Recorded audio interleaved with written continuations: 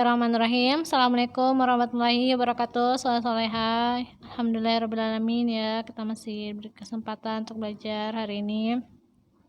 Oke, hari ini belajar IPS. Sebelum belajar, silakan berdoa dulu ya. Doa sebelum belajar. Raditu billahi rabba wa bil islami dina wa bi Muhammadin nabiyya wa rasulah. Rabbi zidni ilman warzuqni fahman. Oke, hari ini masih belajar IPS tentang mengidentifikasi karakteristik geografis dan kehidupan sosial budaya, ekonomi, politik di wilayah ASEAN ya.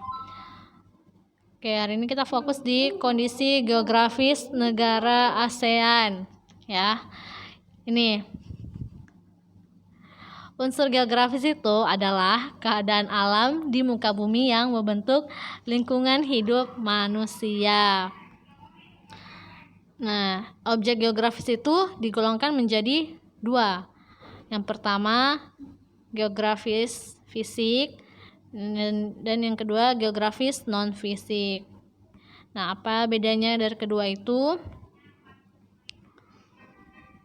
Unsur geografis fisik itu meliputi bentang alam, ya. Fisik itu berarti terbentuk, bisa dilihat dan bisa disentuh, tuh ya. Letaknya, terus kemudian luas, batas, dan iklim. Nah, ini ya unsur geografis secara fisik ya. Kemudian kalau unsur geografis non fisik yaitu meliputi keadaan penduduknya seperti apa dan aktivitas penduduknya. Nah, ini ya. Kemudian kita masuk ke bentang alam negara anggota ASEAN itu apa saja. Nah, bentang alam itu adalah keadaan umum tentang suatu wilayah. Wilayah negara anggota ASEAN itu terbagi dua. Ya, terbagi dua. Bagian utama ada yang berbentuk semenanjung dan ada juga yang berbentuk kepulauan. Nah, lihat gambar peta di bawah ini.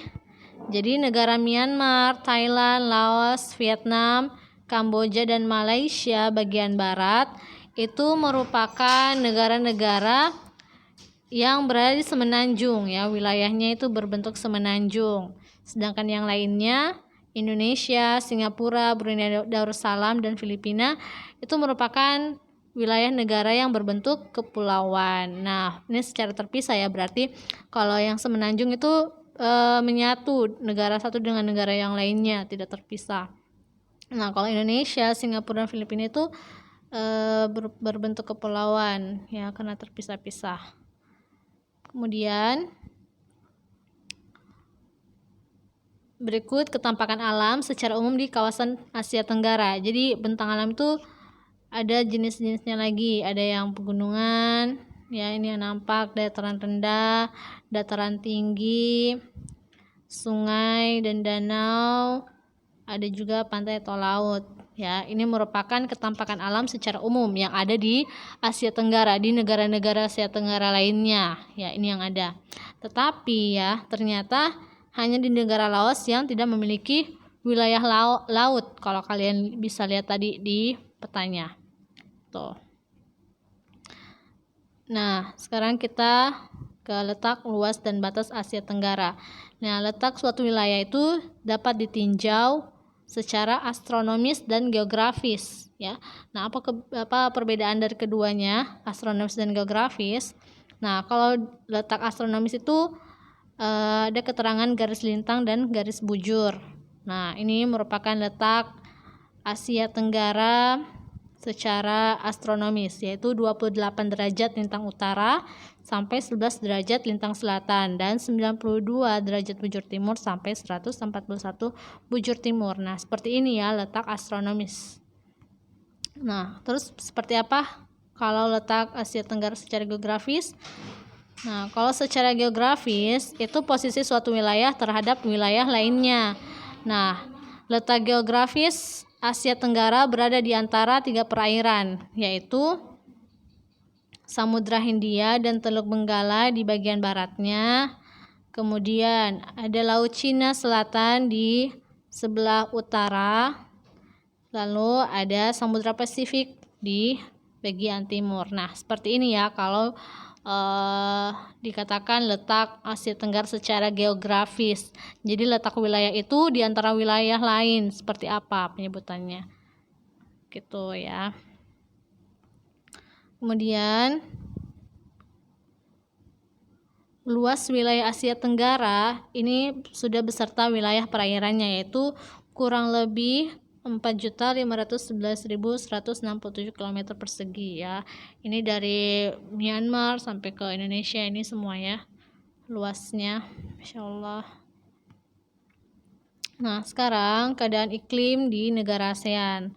Nah, iklim itu adalah keadaan rata-rata cuaca dalam jangka waktu yang lama dan meliputi daerah yang sangat luas. Nah, kalau di Indonesia atau ini ya, di Asia Tenggara sebagian besar itu beriklim tropis dengan curah hujan yang terbilang tinggi. Nah, tropis itu memiliki dua musim. Ada musim penghujan dan musim kemarau. Itu. Sedangkan ini ya, hasil dari iklim tropis bisa menumbuhkan hutan tropis yang kaya akan flora dan fauna, kaya akan tumbuh-tumbuhan, macam jenis-jenis tumbuhannya dan macam-macam hewannya. Nah, contohnya kayu dan rotan itu berguna untuk membuat bermacam barang dan bahan bangunan. Nah, ini hasil dari hutan tropis itu, kayu dan rotan.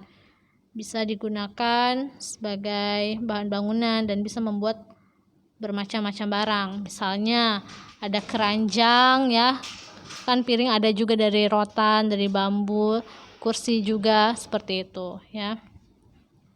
Kemudian ternyata hanya negara Myanmar bagian utaranya yang beriklim subtropis. Nah, apa bedanya subtropis dengan tropis? Kalau iklim tropis tadi memiliki dua musim. Nah, kalau iklim subtropis ini memiliki 4 musim. Ada musim semi, musim panas, musim gugur, dan musim dingin. Nah, lalu ini ya poinnya, hubungan dari unsur-unsur geografis dengan penduduk negara ASEAN. Nah, unsur geografis suatu tempat mempengaruhi kehidupan penduduknya. Nah, masih ingat tadi unsur geografis apa saja? Ya, ada 5 tadi ya. Ada bentang alam. Bentang alam tadi ada yang berupa gunung, dataran tinggi, dataran rendah, sungai, danau, pantai, dan laut. Seperti itu ya. Kemudian ada juga unsur geografis tadi, selain bentang alam, ada letak, luas, batas, dan iklim. Nah, itu semua ternyata bisa mempengaruhi kehidupan penduduknya di suatu negara ASEAN itu, di suatu di negara anggota ASEAN itu ya. Nah, pengaruh itu bisa dilihat dari mata pencariannya, kebiasaannya, adat istiadat, dan hasil budaya lainnya. Nah, misalnya seperti di Indonesia ya, karena di Indonesia itu iklimnya iklim tropis, ada musim kemarau, musim hujan. Jadi di Indonesia ini menanam tanaman yang bisa tumbuh di dua musim, musim hujan dan musim kemarau. Nah, itulah bisa mempengaruhi kehidupannya. Kenapa di Indonesia itu lebih besar pekerjaannya sebagai petani, itu ya, berarti mempengaruhi. Bukti adanya unsur itu mempengaruhi kehidupan penduduknya. Kemudian ternyata negara-negara ASEAN itu memiliki banyak kesamaan geografis karena letaknya berdekatan, yaitu ya seperti Indonesia berdekatan langsung dengan Brunei itu. Nah, ini ya, ada 3 kuis yang akan kalian kerjakan. Nah, silakan kalian sebutkan 5 unsur geografis fisik yang tadi sudah saya sebutkan. Kemudian kalian sebutkan masing-masing 3 negara yang terletak di semenanjung dan 3 negara yang berbentuk kepulauan ya. Semenanjung kalian sebutkan 3 negara, kepulauan juga kalian sebutkan 3 negara. Seperti itu. Negara apa saja? Negara ASEAN ya. Terus tuliskan hubungan unsur geografis dan kehidupan penduduk negara ASEAN itu apa. Oke, silakan kerja di buku tulis kalian. dan kirimkan ke ustazah. Terima kasih. Assalamualaikum warahmatullahi wabarakatuh. Jangan lupa setelah belajar berdoa ya.